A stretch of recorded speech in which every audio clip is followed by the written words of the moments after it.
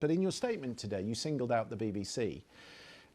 And in your statement, you said it's the bias and moral collapse of the broadcaster that has essentially turned them into spokespeople for Hamas. You can't seriously think that the BBC is a mouthpiece for Hamas. Unfortunately, I do. And it's not just me. We do polling of the Jewish community, and over 92% now of British Jews feel that the BBC's coverage of matters of Jewish interest is unfavorable. But on the Hamas point specifically, that first of all, the BBC can't bring itself to call Hamas a terrorist organization. Secondly, we've had the BBC actually sending But money we don't label certain to. groups. We've never done that. The policy goes back decades. It was the same with the IRA. It was the same with the Taliban. It's not specific But to the thing is Hamas. that you're happy to call Jihad al-Shami a terrorist, and the terror attack in Manchester But it's not yesterday. part of a group. But Hamas is an organization which is genocidal in its intention to kill all Jews. It says there in its charter that it wants all I'm not Jews saying we killed. haven't got things wrong in the 2 years that we've covered But this war. We certainly have, and some of it's been damaging, and some of it we've owned. but But how it's perfectly how reasonable and appropriate for the BBC to report and investigate how Israel conducts the war and whether that But response is that's not what's going proportionate. on here. With respect, we're talking about if there is a murder, you will refer to the murderer as a murderer. If Hamas is a terrorist organization which deploys medieval methods of terrorism, then they should be described as a terrorist. And it's not just that.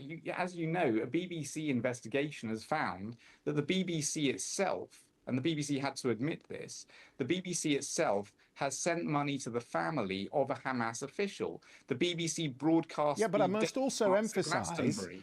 And that when there you are have people constraints on the on the stage at BBC. Glastonbury, when you have people on the stage at Glastonbury calling for death Yeah. and And I said shouting there were about mistakes and working we've owned them and they have been and damaging. But I must also point out there are constraints on the BBC. There is no access to Gaza. There is an inability, but the BBC is to speak to parroting people in Hamas Gaza talking. directly. And we are using second-hand sources. That But is unprecedented. That is unprecedented to this war. if you'll allow me to speak, the BBC is using Hamas spokespeople and parroting Hamas lines. There was someone on the BBC not so long ago talking about something like 14,000 babies were going to die within 48 hours if Israel didn't do this or that.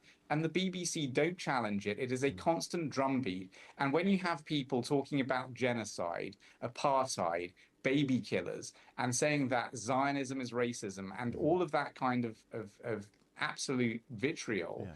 then it dehumanizes people I who think it have was any kind CNN of that said some of association that. with But yeah, Jews. yeah. It Let's dehumanizes finish. people who have any kind of association with Israel.